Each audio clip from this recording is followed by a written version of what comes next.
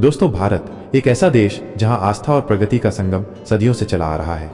यहाँ के मंचों पर अक्सर बड़े बड़े नेताओं, विद्वानों और समाज सेवियों के विचार गूंजते हैं, लेकिन कभी कभी एक साधारण इंसान का सवाल इतना गहरा और प्रभावशाली होता है कि वो पूरे माहौल को बदल देता है। ऐसा ही एक वाकया उस दिन घटित हुआ जब एक समारोह में प्रधानमंत्री नरेंद्र मोदी युवाओं को प्रेरित कर रहे थे। सभागार में हजारों लोग मौजूद थे, हर कोई उनके शब्दों को ध्यान से सुन रहा था। माहौल में उत्साह था, आस्था और देशभक्ति का जज्बा हवा में तैर रहा था। तभी सवाल जवाब के सत्र में एक युवा दलित लड़के ने हाथ उठाया। उसका सवाल सुनकर न केवल सभागार में सन्नाटा छा गया, बल्कि वहां मौजूद हर शख्स के मन में एक नई बहस ने जन्म ले लिया। दोस्तों, आज हम इसी विषय पर विस्तार पूर्वक चर्चा करेंगे। वीडियो में आगे बढ़ने से पहले मैं चाहूंगा कि आप लोग इस वीडियो को लाइक और हमारे चैनल को सब्सक्राइब अवश्य करें और इस वीडियो को अधिक से अधिक लोगों तक पहुंचाने में हमारी मदद करें। तो चलिए वीडियो को हर बार की तरह शुरू से शुरू करते हैं। दोस्तों, भारत की मिट्टी में आस्था और संस्कृति की गहरी जड़ें हैं और यही वो देश है जहां आध्यात्मिकता और आधुनिकता का संगम बार बार देखने को मिलता है। उस दिन का समारोह भी ऐसा ही एक अवसर था जहां देश के प्रधानमंत्री नरेंद्र मोदी एक विशाल सभागार में उपस्थित हजारों लोगों को संबोधित कर रहे थे।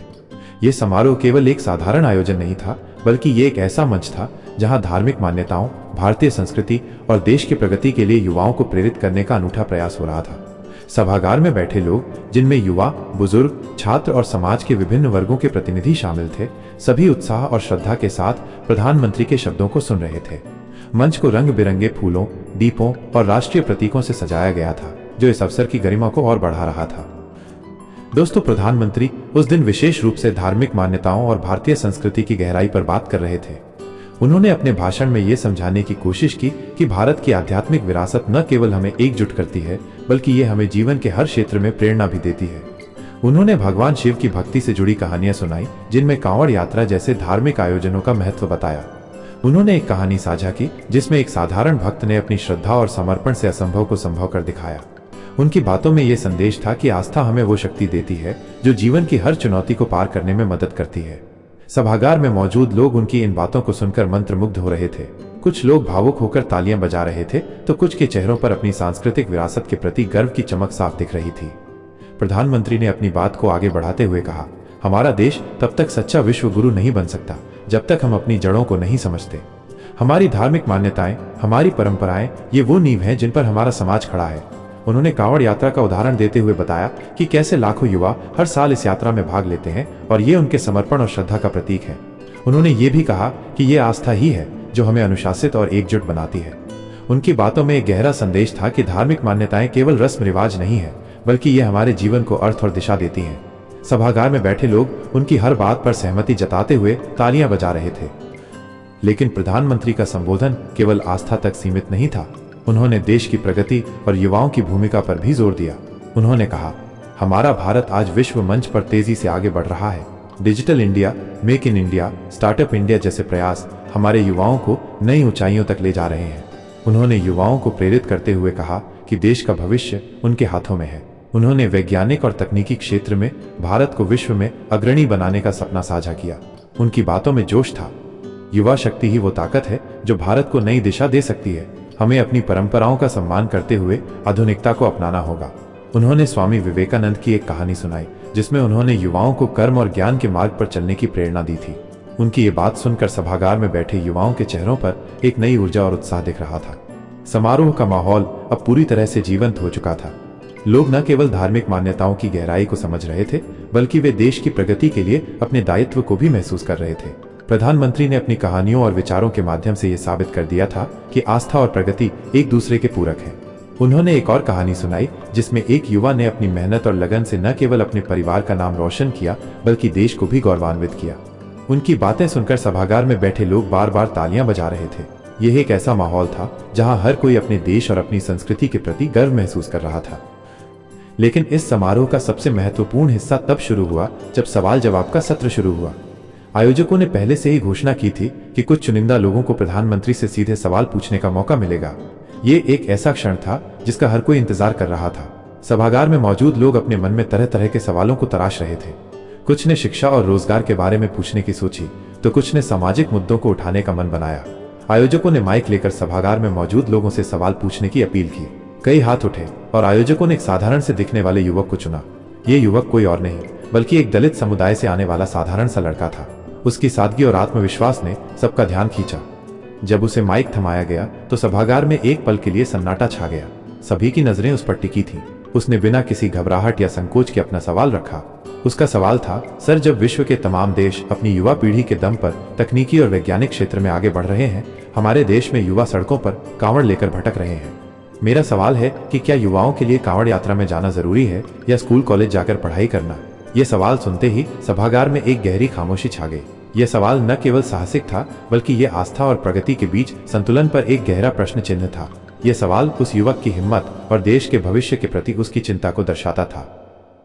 मित्रों, यह समारोह अब केवल एक साधारण आयोजन नहीं रह गया था। यह एक ऐसा मंच बन चुका था जहां भारत के भविष्य की दिशा पर एक गहरी बहस शुरू होने वाली थी। उस दलित युवक का सवाल न केवल उस सभागार तक सीमित था, बल्कि ये पूरे देश में एक नई चर्चा को जन्म दे सकता था। यह सवाल ये बता रहा था कि भारत का युवा अब केवल परंपराओं के पीछे नहीं चलना चाहता, बल्कि वो अपने देश को वैश्विक मंच पर अग्रणी देखना चाहता है। उस दलित युवक के सवाल ने न केवल सभागार में एक गहरी खामोशी पैदा की, बल्कि ये समाज के सामने एक ऐसा दर्पण रख गया जिसमें हमारी प्राथमिकताओं और युवा पीढ़ी की दिशा का प्रतिबिंब साफ दिखाई दे रहा था। यह सवाल केवल कांवड़ यात्रा और पढ़ाई के बीच तुलना तक सीमित नहीं था। यह एक गहरी पड़ताल थी, भारत के युवाओं की ऊर्जा और समय का उपयोग किस दिशा में हो रहा है। यह सवाल आस्था और आधुनिकता, परंपरा और प्रगति, व्यक्तिगत भक्ति और सामूहिक जिम्मेदारी के बीच संतुलन की बात कर रहा था। इसने समाज से पूछा कि क्या हम अपने युवाओं को वो दिशा दे पा रहे हैं जो उन्हें वैश्विक मंच पर भारत का गौरव बढ़ाने के लिए चाहिए। साथियों, भारत में कांवड़ यात्रा जैसी धार्मिक परंपराएं सदियों से चली आ रही हैं। सावन के महीने में लाखों युवा गंगा जल लेकर शिव मंदिरों तक की यात्रा करते हैं। ये यात्रा न केवल आस्था का प्रतीक है, बल्कि ये सामाजिक एकता और समर्पण का भी उदाहरण है। लेकिन इस सवाल ने इस परंपरा पर एक नया दृष्टिकोण पेश किया।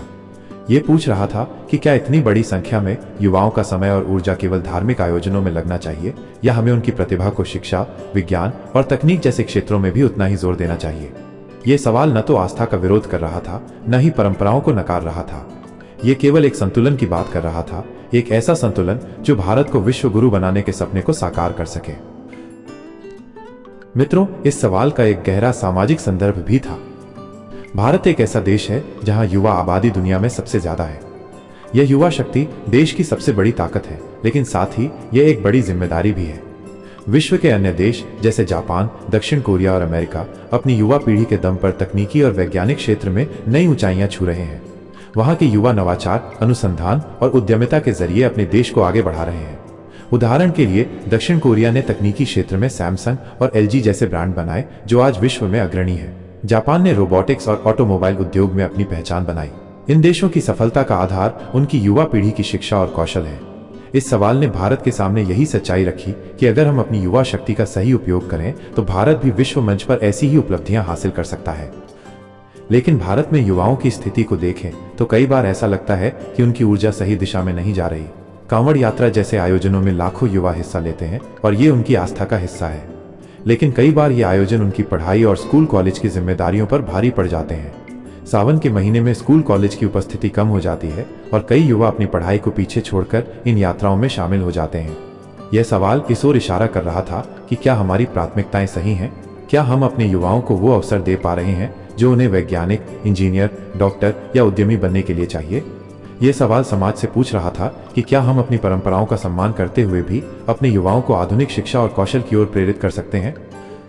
दोस्तों, इस सवाल का एक और महत्वपूर्ण पहलू था। यह एक दलित युवक द्वारा पूछा गया था।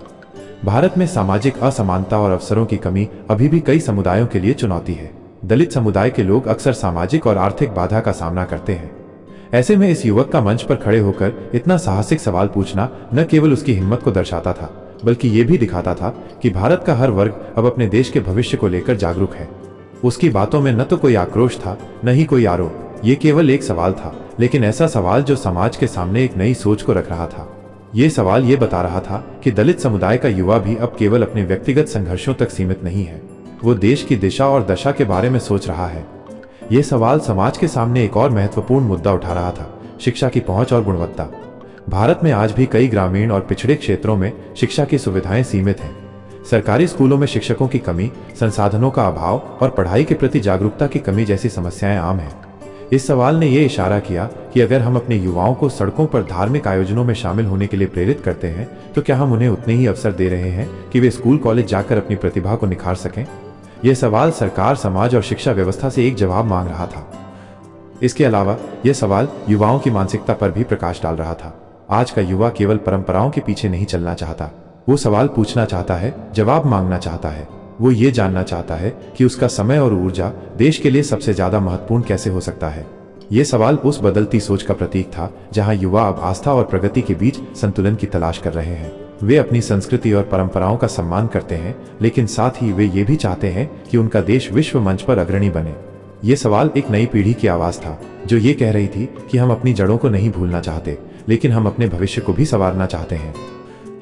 दोस्तों, यह सवाल केवल उस सभागार तक सीमित नहीं था। यह एक ऐसी चिंगारी था जो पूरे देश में एक नई बहस को जन्म दे सकती थी। यह समाज से पूछ रहा था कि क्या हम अपने युवाओं को सही दिशा दे रहे हैं? क्या हम उन्हें वो अवसर दे रहे हैं जो उन्हें वैज्ञानिक, तकनीकी और शैक्षिक क्षेत्र में आगे बढ़ने के लिए चाहिए? ये सवाल न केवल आस्था और प्रगति के बीच संतुलन की बात कर रहा था, बल्कि ये भारत के भविष्य की दिशा पर भी एक गहरी चर्चा की शुरुआत कर रहा था। उस दलित युवक ने अपनी सादगी और साहस से न केवल सभागार को प्रभावित किया, बल्कि उसने पूरे समाज को सोचने पर मजबूर कर दिया। मित्रों, सभागार में उस सवाल के बाद एक गहरी खामोशी थी। सभी की नजरें प्रधानमंत्री नरेंद्र मोदी पर टिकी थी, जो मंच पर शांत और आत्मविश्वास के साथ बैठे थे। उस दलित युवक का सवाल न केवल साहसिक था, बल्कि ये एक ऐसी बहस को जन्म दे चुका था जो समाज के हर वर्ग को सोचने पर मजबूर कर रही थी। लोग उत्सुक थे कि प्रधानमंत्री इस सवाल का जवाब कैसे देंगे। क्या वे आस्था का पक्ष लेंगे या प्रगति की बात करेंगे? क्या वे इस सवाल को हल्के में लेंगे या इसे गंभीरता से संबोधित करेंगे? उस पल में सभागार में मौजूद हर शख्स की धड़कनें तेज थीं और सभी उस जवाब को सुनने के लिए बेसब्र थे। दोस्तों, प्रधानमंत्री ने धीरे से माइक उठाया। उनके चेहरे पर एक हल्की मुस्कान थी जो उनकी सहजता और विचारों की गहराई को दर्शा रही थी। उन्होंने पहले उस युवक की तारीफ की। मैं सबसे पहले इस युवा की हिम्मत और सोच की सराहना करता हूँ। आपका सवाल न केवल जायज है, बल्कि ये देश के भविष्य को लेकर आपकी गहरी चिंता को दर्शाता है। उनकी आवाज में एक गर्मजोशी थी जो सभागार में मौजूद हर शख्स को बांध रही थी। उन्होंने सवाल को गंभीरता से लिया और इसे एक ऐसी चर्चा का हिस्सा बनाया जो भारत की युवा पीढ़ी के लिए एक नई दिशा तय कर सकती थी। आपका सवाल कि क्या युवाओं के लिए कांवड़ यात्रा जैसे धार्मिक आयोजनों में जाना जरूरी है या स्कूल कॉलेज में पढ़ाई करना, इसका जवाब इतना सरल नहीं है, लेकिन इसे समझना बहुत जरूरी है। उन्होंने कहा, भारत एक ऐसा देश है जहां आस्था और संस्कृति हमारे जीवन का अभिन्न हिस्सा है। भक्ति और भावनाएं हमारी ताकत है। कांवड़ यात्रा जैसे आयोजन केवल धार्मिक रस्में नहीं है, बल्कि ये हमारी एकता, समर्पण और अनुशासन को दर्शाते हैं। जो युवा इन यात्राओं में हिस्सा लेते हैं वे अपनी आस्था और भगवान शिव के प्रति अपने समर्पण को व्यक्त करते हैं। ये उनकी मर्जी है और इसे कोई गलत नहीं कह सकता। भारत का संविधान हर नागरिक को अपनी आस्था और धर्म को मानने की पूरी आजादी देता है। प्रधानमंत्री ने अपनी बात को आगे बढ़ाते हुए कहा, लेकिन यह भी सच है कि किसी देश का भविष्य उसकी युवा पीढ़ी की शिक्षा, कौशल और मेहनत पर टिका होता है। आज विश्व में जो देश आगे हैं, वे अपनी युवा शक्ति को शिक्षा और नवाचार के लिए प्रेरित करते हैं। भारत भी इस दिशा में तेजी से आगे बढ़ रहा है। हमारी सरकार ने डिजिटल इंडिया, स्किल इंडिया और स्टार्टअप इंडिया जैसे कई कार्यक्रम शुरू किए हैं ताकि हमारे युवा न केवल अपनी संस्कृति का सम्मान करें, बल्कि वैश्विक मंच पर भी अपनी प्रतिभा दिखाएं। उनकी बातों में एक स्पष्ट संदेश था कि आस्था और प्रगति को एक दूसरे के खिलाफ नहीं देखा जाना चाहिए। उन्होंने एक उदाहरण देते हुए कहा, हमारे देश में कई ऐसे लोग हैं जो अपनी आस्था को मानते हुए भी अपने कार्यक्षेत्र में उत्कृष्टता हासिल करते हैं। एक वैज्ञानिक जो सुबह मंदिर जाता है, वो दिन में अपने अनुसंधान में देश के लिए योगदान देता है। एक इंजीनियर जो सावन में कांवड़ यात्रा में हिस्सा लेता है, वो अपने कौशल से देश की प्रगति में मदद करता है। आस्था और मेहनत एक दूसरे के पूरक है, न कि विरोधी। इस उदाहरण ने सभागार में मौजूद लोगों को ये सोचने पर मजबूर किया कि दोनों को साथ साथ ले जाया जा सकता है। मित्रों, प्रधानमंत्री ने युवाओं को संबोधित करते हुए कहा, मैं अपने देश के युवाओं से कहना चाहता हूं कि अपनी आस्था का सम्मान करते हुए भी अपने भविष्य और देश के भविष्य के बारे में सोचें। अगर आप कांवड़ यात्रा में जाते हैं तो यह आपकी भक्ति है और यह सराहनीय है, लेकिन इसके साथ साथ अपने स्कूल कॉलेज की पढ़ाई को प्राथमिकता दें। अपने कौशल को निखारें, वैज्ञानिक बने, इंजीनियर बने, डॉक्टर बने, उद्यमी बने। ये देश आपसे बहुत उम्मीदें रखता है। उनकी बातों में एक गहरी प्रेरणा थी जो युवाओं को ये समझा रही थी कि वे अपनी जड़ों को पकड़े हुए भी नई ऊंचाइयों को छू सकते हैं। उन्होंने शिक्षा के महत्व पर जोर देते हुए कहा, हमारी सरकार शिक्षा को सुलभ और गुणवत्तापूर्ण बनाने के लिए काम कर रही है। नई शिक्षा नीति, स्कॉलरशिप योजनाएं और तकनीकी संस्थानों का विस्तार, ये सब इसलिए है ताकि हमारे युवा अपनी प्रतिभा को निखार सकें। लेकिन ये तभी संभव है जब आप अपने समय और ऊर्जा को सही दिशा में लगाएं। उन्होंने ये भी कहा कि धार्मिक आयोजनों में भाग लेना गलत नहीं है, लेकिन ये जरूरी है कि युवा अपनी पढ़ाई और करियर को पीछे न छोड़ें। आपका 1 घंटा जो स्कूल या कॉलेज में बिताया जाता है वो देश के भविष्य को बदल सकता है, उन्होंने जोड़ा। दोस्तों, प्रधानमंत्री ने उस युवक के सवाल को एक अवसर के रूप में लिया। उन्होंने कहा, यह सवाल न केवल मेरे लिए है बल्कि ये पूरे समाज के लिए है। हमें मिलकर यह सुनिश्चित करना होगा कि हमारे युवा अपनी आस्था का सम्मान करते हुए भी अपनी शिक्षा और कौशल को प्राथमिकता दें। यह देश तभी विश्व गुरु बनेगा जब हमारी युवा पीढ़ी हर क्षेत्र में आगे बढ़ेगी। उनकी बातों में एक गहरी जिम्मेदारी थी जो न केवल युवाओं को प्रेरित कर रही थी बल्कि समाज के हर वर्ग को यह सोचने पर मजबूर कर रही थी कि वे युवाओं को कैसे बेहतर अवसर दे सकते हैं। उन्होंने अपनी बात को समाप्त करते हुए उस युवक को फिर से संबोधित किया, मैं आपकी सोच को सलाम करता हूँ। आप जैसे युवा ही इस देश का भविष्य हैं। आपने जो सवाल पूछा वो हर उस युवा की आवाज है जो अपने देश को ऊंचाइयों पर ले जाना चाहता है। मैं आपसे और सभी युवाओं से कहता हूँ, अपनी आस्था को पकड़ें लेकिन अपनी पढ़ाई और मेहनत को कभी न छोड़ें। उनकी ये बात सभागार में गूंज उठी और लोग तालियों से उनका स्वागत करने लगे। प्रधानमंत्री का जवाब न केवल उस सवाल का जवाब था बल्कि ये एक दिशा निर्देश था, एक ऐसा दिशा निर्देश जो भारत के युवाओं को आस्था और प्रगति के बीच संतुलन सिखा रहा था। उनकी बातों ने यह स्पष्ट किया कि भारत का भविष्य तब तक उज्जवल नहीं हो सकता जब तक उसकी युवा पीढ़ी अपनी जिम्मेदारी को नहीं समझेगी। ये जवाब सभागार में मौजूद हर शख्स के लिए एक प्रेरणा था और ये एक ऐसी चर्चा की शुरुआत थी जो समाज को नई दिशा दे सकती थी। दोस्तों, उस दलित युवक के सवाल और प्रधानमंत्री के जवाब ने एक ऐसी बहस को जन्म दिया जो भारत के भविष्य की दिशा तय करने में महत्वपूर्ण हो सकता है। यह सवाल और उसका जवाब केवल एक समारोह तक सीमित नहीं था बल्कि यह समाज के सामने एक गहरी सच्चाई लाया। भारत को विश्व गुरु बनाने का सपना तभी साकार होगा जब उसकी युवा पीढ़ी अपनी जिम्मेदारी को समझे और सही दिशा में कदम बढ़ाए। मेरा मानना है कि भारत के युवाओं को सड़कों पर शोर शराबा करने या केवल धार्मिक आयोजनों में समय बिताने के बजाय ईमानदारी से अपने कर्तव्यों का निर्वहन करना चाहिए। शिक्षा, कौशल और मेहनत के जरिए ही वे देश को प्रगति के पथ पर ले जा सकते हैं। दोस्तों, युवा पीढ़ी भारत की सबसे बड़ी ताकत है। दुनिया में सबसे ज्यादा युवा आबादी वाला देश होने के नाते भारत के पास वो शक्ति है जो इसे वैश्विक मंच पर अग्रणी बना सकती है। लेकिन यह तभी संभव है जब युवा अपनी ऊर्जा को सही दिशा में लगाएं। धार्मिक आयोजन और आस्था अपनी जगह महत्वपूर्ण है, लेकिन अगर युवा अपनी पढ़ाई और करियर को पीछे छोड़कर केवल इनमें उलझे रहेंगे तो देश का भविष्य अधूरा रह जाएगा। शिक्षा वो आधार है जो किसी भी राष्ट्र को मजबूत बनाता है, चाहे वो विज्ञान हो, तकनीक हो, चिकित्सा हो या उद्यमिता। हर क्षेत्र में भारत को अपनी छाप छोड़ने के लिए पढ़े लिखे और कुशल युवाओं की जरूरत है। साथियों, मेरा यह भी मानना है कि समाज और सरकार को मिलकर युवाओं को सही अवसर देने होंगे। ग्रामीण क्षेत्रों में शिक्षा की गुणवत्ता में सुधार, स्कूल कॉलेजों में बेहतर संसाधन और स्कॉलरशिप जैसी योजनाओं का विस्तार जरूरी है। साथ ही युवाओं को यह समझाना होगा कि आस्था और प्रगति को एक साथ लेकर चला जा सकता है। एक युवा सुबह मंदिर जा सकता है और दिन में अपनी पढ़ाई या काम में उत्कृष्टता हासिल कर सकता है। यह संतुलन ही भारत को सच्चा विश्व गुरु बनाएगा। दोस्तों, उस दलित युवक का सवाल हमें यह सिखाता है कि भारत का हर युवा, चाहे वो किसी भी समुदाय से हो, देश के भविष्य को लेकर चिंतित है। ये चिंता और जागरूकता ही हमारी सबसे बड़ी पूंजी है। अगर हम अपने युवाओं को सही दिशा दें, उन्हें शिक्षा और कौशल से लैस करें, तो भारत न केवल विश्व गुरु बनेगा बल्कि वो दुनिया को एक नई राह दिखाएगा। इसलिए मैं कहता हूँ, युवा पीढ़ी उठो, पढ़ो और देश को प्रगति के पथ पर ले चलो। तभी हमारा भारत सच्चे मायनों में विश्व गुरु बन पाएगा। दोस्तों, इस विषय को लेकर आप क्या विचार रखते हैं? आप अपना ओपिनियन कमेंट के माध्यम से हम तक जरूर शेयर करें। हमें आपके विचारों का इंतजार रहेगा। वीडियो पसंद आई हो तो वीडियो को लाइक, शेयर और हमारे चैनल को सब्सक्राइब कर सकते हैं। वीडियो को यहाँ तक देखने के लिए आपका बहुत बहुत आभार।